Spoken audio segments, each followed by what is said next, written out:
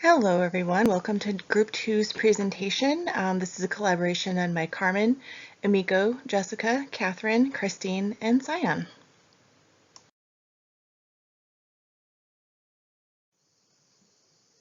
So as you can see, our assigned entity was JCPenney. I'm sure you're all familiar with it.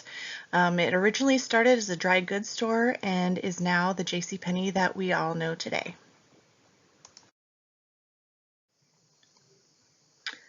Okay, so as you can see by the store timeline here, JCPenney is by no means a new entity. The first store, named the Golden Rule Store, was opened April 14th, 1902.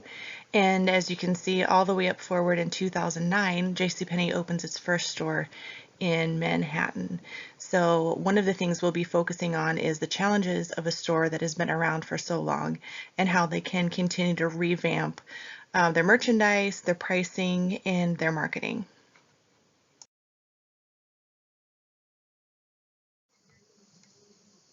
So the founder of JCPenney was, you guessed it, JCPenney. James Cash Penney was an American businessman born in Caldwell County, Missouri in 1875. He began his career at a dry goods store where he learned the business and was eventually able to open his own store in 1902. And he actually remained a member of the company's board of directors until his death in 1971.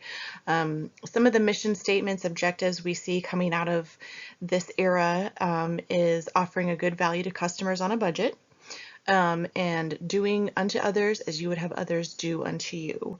And today that mission statement has kind of evolved into work and win together to achieve superior performance.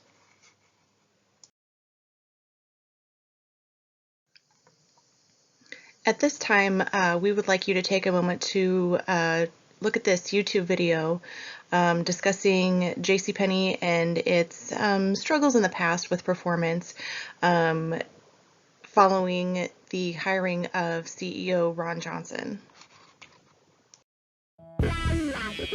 JCPenney may not be the worst performing stock in the S&P 500 so far this year. That dishonor falls to mining company Cliffs Natural Resources, but JCPenney is the second worst performer, down more than 20%, and that comes on the heels of the stock falling more than 40% in 2012. The turnaround at JCPenney is taking way too long for impatient investors. The good news for them is that Bill Ackman, the prominent hedge fund manager, still backing Ron Johnson, still a huge owner in the company. Obviously, by now, I think everyone knows the problem at JCPenney. Johnson trying to turn it into a more hip retailer with this store within a store format, but sales have continued to plunge. The company is losing money during this transformation. But who knows? Best Buy is another retailer that got killed in 2012, and it's now one of the best performers in the market this year, the second best in the S&P 500, trailing only Netflix, because investors actually believe in its turnaround strategy. So JCPenney, there's hope. Maybe you're the next Best Buy as opposed to the next Circuit City.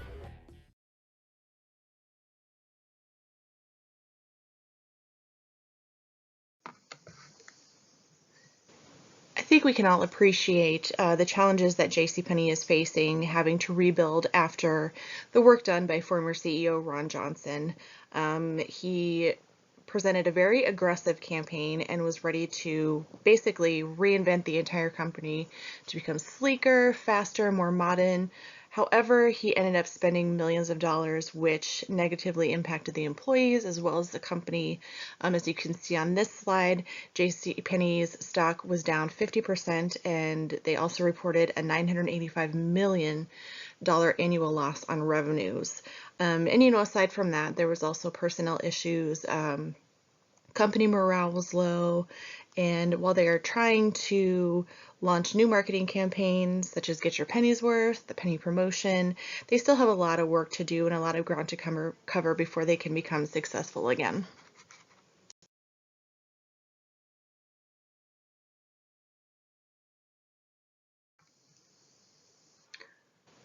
Okay, on this slide we can see the 8 winning together principles that JCPenney holds. These principles include associates, integrity, performance, recognition, teamwork, quality, innovation, and community. And this is kind of ground zero for how JCPenney is going to continue to grow in the future.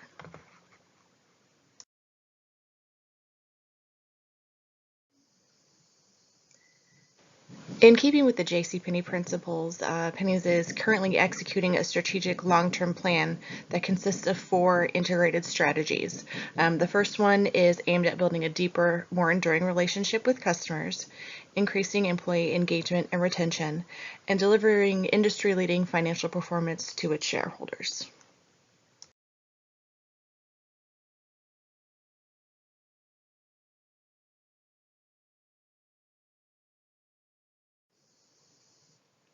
While having principles and a long-term vision statement is all well and good, based on our research, we find that it is imperative that JCPenney come up with a clear vision statement that is written from the customer's perspective that includes the support of employees across all levels.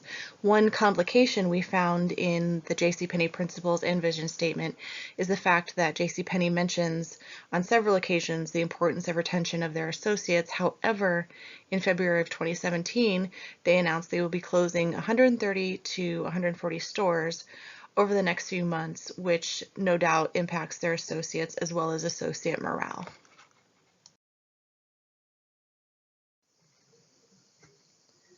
In addition to the JCPenney principles and vision statement, they also have a mission statement. It was written over 100 years ago and is more of a creed rather than a statement, and it's designed to help an employee know what's expected of them, and they call it the penny idea.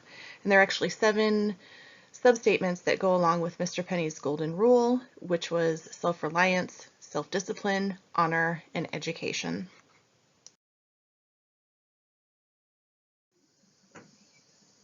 This is a visual of the penny idea I spoke about on the previous slide. Like I said, it contains 7 substatements, and it was adopted in 1913. The first substatement is to serve the public as nearly as we can to its complete satisfaction. The second, to expect for the service we render a fair remuneration and not all the profit the traffic will bear. Number 3, to do all in our power to pack the customer's dollar full of value, quality, and satisfaction. 4, to continue to train ourselves and our associates so that the service we give will be more and more intelligently performed. 5, to improve constantly the human factor in our business. 6, to reward men and women in our organization through participation in what the business produces. And 7, to test our every policy, method, and act in this wise. Does it square with what is right and just?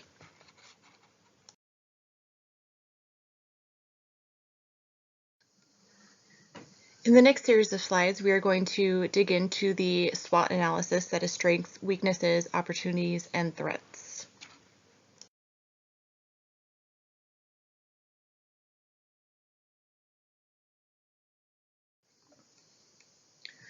JCPenney has a number of internal strengths, their main strength being the adoption of having a Sephora department in their stores, which has driven younger and more affluent foot traffic in their stores.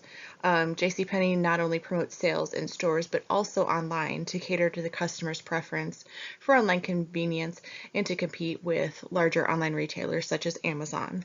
JCPenney also offers products of a wide variety to include furniture, footwear, beauty products, jewelry, handbags, and electronics.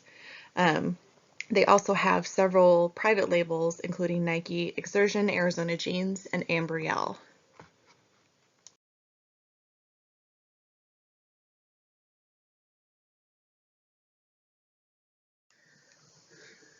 Despite JCPenney's internal strengths, they also have a number of internal weaknesses, some of which include the closing of 138 retail stores across the country.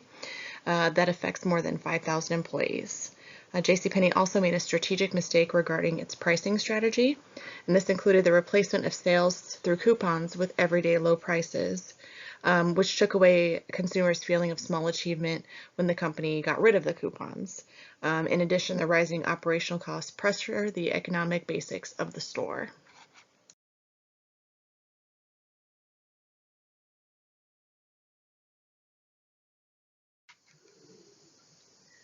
Despite the challenges JCPenney has faced in the past few years, there is always room for opportunity, particularly on the global market. JCPenney's opportunities are global business, and JCPenney has been importing products from across the world since 1959. Now, expanding the business internationally can help JCPenney achieve growth and sell products globally.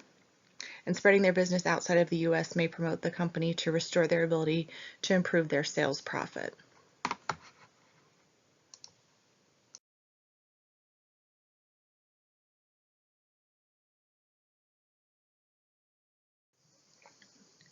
One thing that JCPenney must be mindful of is expansion from competitors.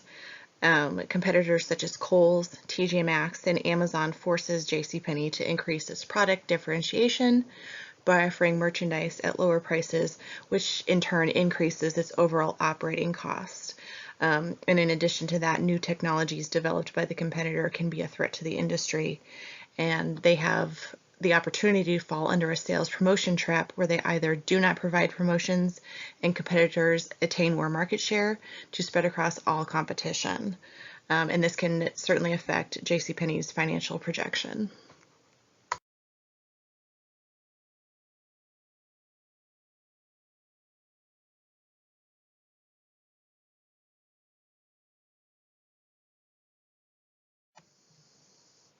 Please take a moment to review the graph on this slide in regards to JCPenney's strategy formulation.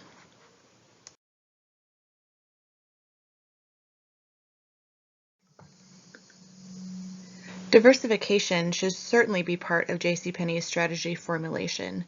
JCPenney can improve its profitability and increase its cash flows in order to counter its declining sales as brick and mortar retail industry. Online shopping and fast fashion have made inroads nearly everywhere in the sector.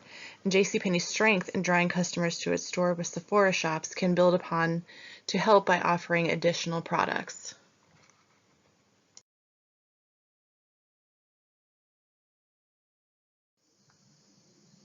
Underneath the umbrella of diversification, JCPenney should look into a related diversification strategy, such as adding new but related products that would significantly enhance the sales of current products. This is the strategy that has been proven successful by incorporating Sephora in its retail space and attracting new customers, specifically millennials. The next step for JCPenney, according to our research, is to maximize the value created by its Sephora shops.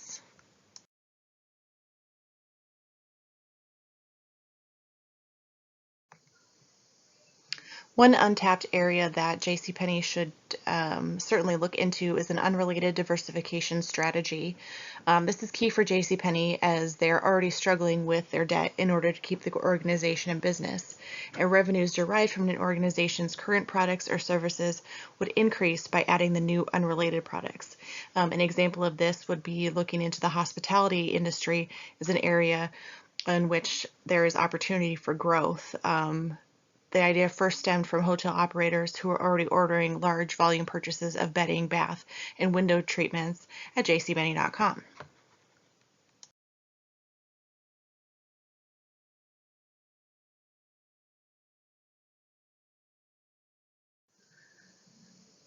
One area that is going to put JCPenney at a tremendous advantage against e-commerce competitors is the variety of special sizes. This includes plus sizes, diverse body types, petites, and big and tall.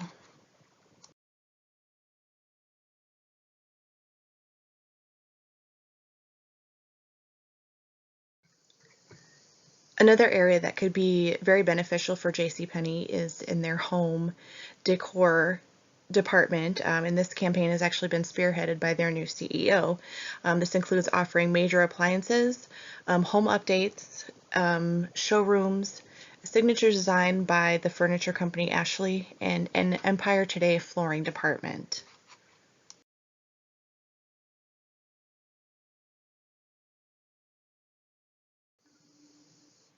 Finally, JCPenney should be looking for ways to expand the customer's beauty experience. This includes a Sephora expansion, a rejuvenating center core, an emphasis on fine jewelry, and the Salon by InStyle renovations.